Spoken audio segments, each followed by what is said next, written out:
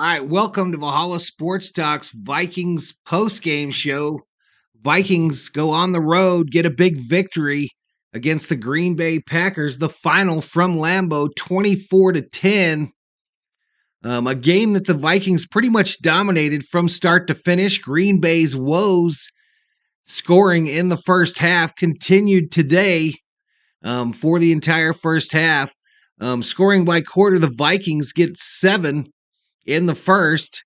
They add on 3 in the second. Green Bay, a late field goal, made it 10-7 Vikings.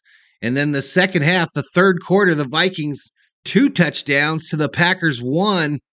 And then the fourth, no scoring. Your final 24-10 on a game where the Vikings were giving up 1 at the beginning there. 41.0 the over. So the under hits again, as it has most of this season. But the Vikings move their record to 4-4 on the season.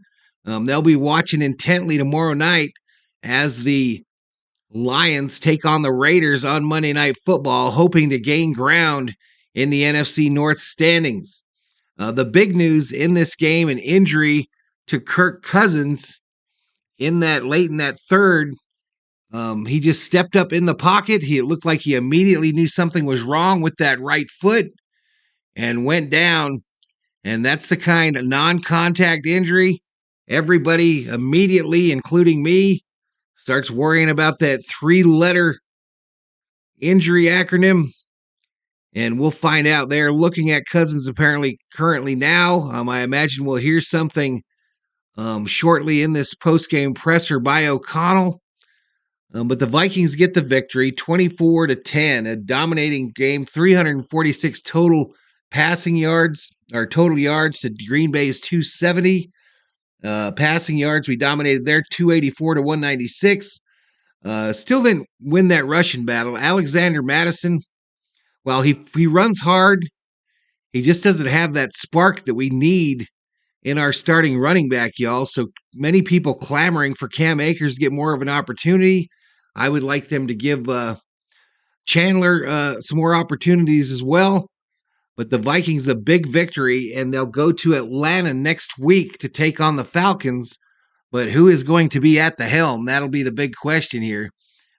Jared Hall, the rookie, came in there and looked like a rookie,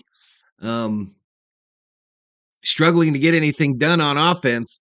But he did bring it home. He brought it home. Vikings managed to run that clock. The Packers' defense was unsuccessful on a couple different fourth downs there.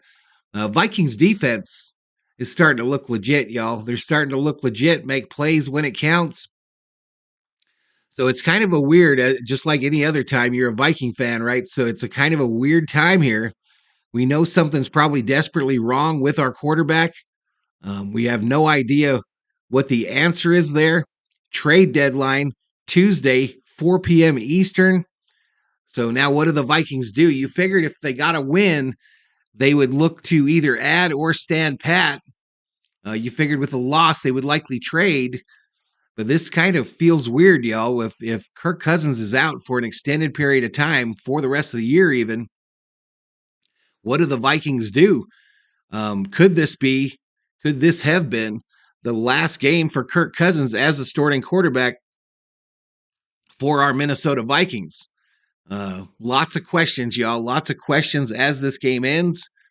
But we're going to find out this week. I'll be back next week for another Minnesota Viking watch party live stream. We're getting a great crowd in our streams. We're getting a loyal crowd. The watch time is over 10 minutes, pushing 12 minutes actually. We're just not getting seen on YouTube. So hopefully that improves, or maybe YouTube finds the love. But I appreciate everyone for joining me today for that watch party. I encourage you to join us next week when we do it again. And that's going to do it for the Vikings post-game report. 4-4 is the record. Many questions on the horizon. That Tuesday trade deadline looming. But either way, Valhalla Sports Talk will be here to bring you the information, the deets, if you will. And we hope to see you in either the next video or our next live stream. Until then, we encourage you to subscribe, like, turn on bell notifications, and we'll see you in the next one. Valhalla Sports Talk wishes you and yours a great rest of your Sunday afternoon. Good night, everybody.